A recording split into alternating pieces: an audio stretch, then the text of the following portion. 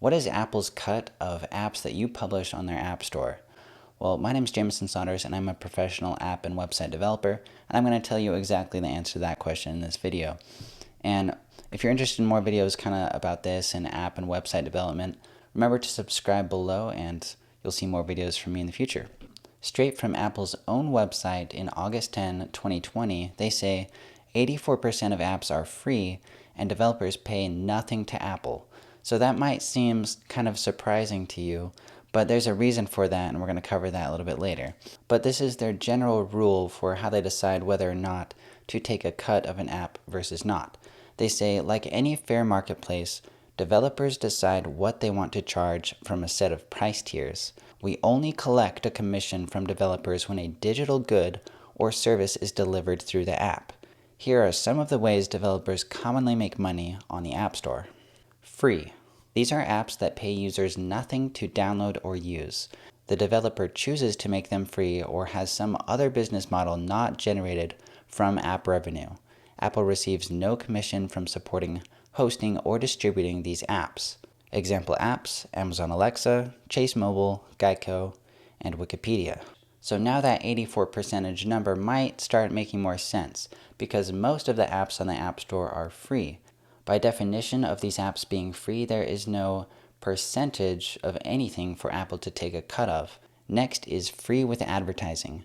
These apps are free for users to download, and the developer generates revenue from advertisements in the app.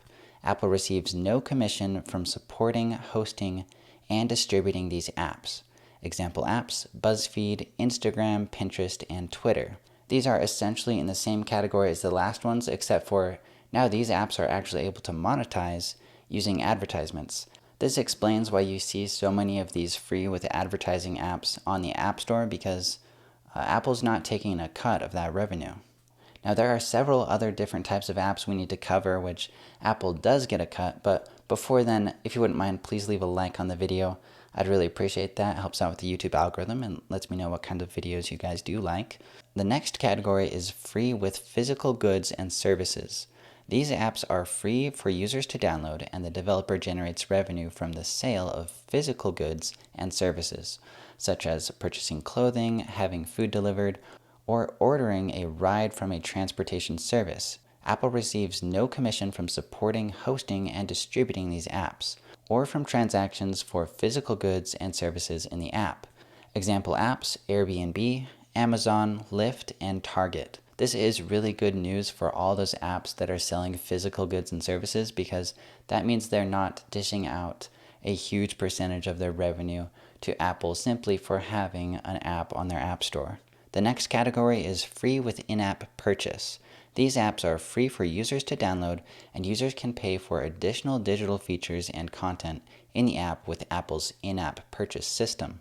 Developers earn 70% of sales from in-app purchases, and Apple collects a 30% commission. Example apps are Candy Crush, Clash of Clans, Skype, and TikTok.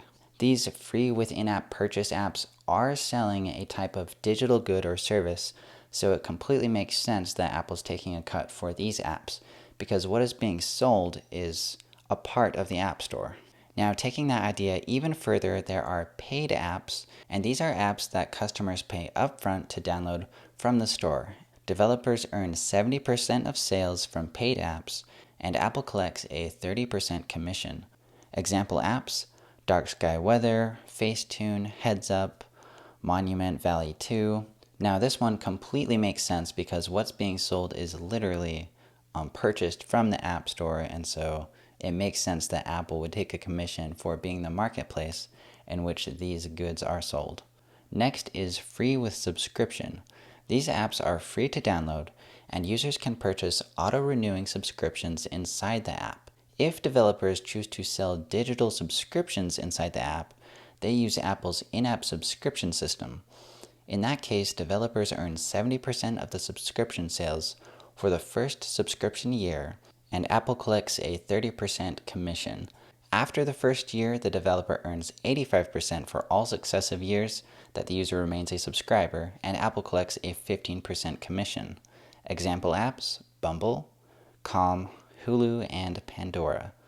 Apple is a lot more forgiving with the free with subscription model because they recognize that the tail for some of these sales could last years and years. Like if somebody subscribes to Hulu through their iPhone, then that counts as an in-app subscription, but that could last for years and years. So Apple is forgiving and says after the first year, then they're only going to take a 15% cut instead of a 30% cut. And this once again makes sense because what is being sold is the app, because these are content delivery systems, and what is actually being consumed is the app. Speaking of content delivery systems, there are dedicated types of systems known as readers.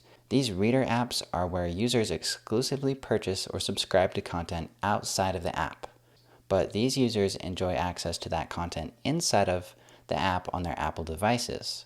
Examples include books, music, and video apps.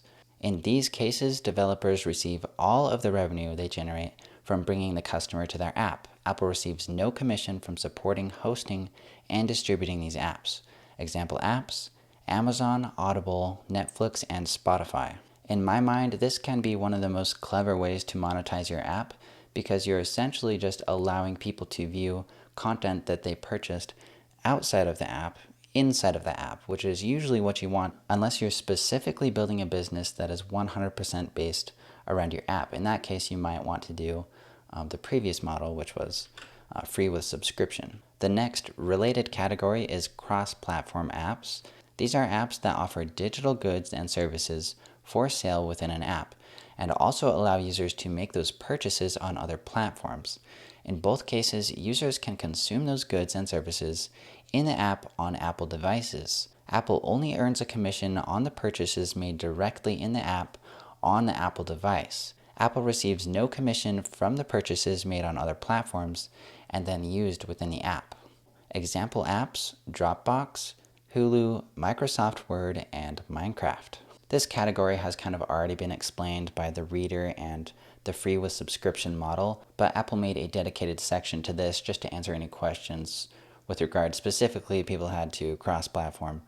And by the way, if you want to see the reason why Apple has been making so many changes and making this so cut and dry clear, is because they were interviewed essentially by Congress, Tim Cook was, and it really made them think hard about exactly what their policies are and making sure it's cut and dry and they don't seem like they're some monopolistic tyrant. So they really had to make it pretty cut and dry, and they did a great job of it. I'll leave a link in the description as well as a card right here you can click. Let me know in the comments down below which revenue model would you use for your app, or if you already have an app, which model are you using? If you like videos like this, remember to subscribe for more videos from me, Jameson Saunders. Thanks for watching, and I'll see you in the next video.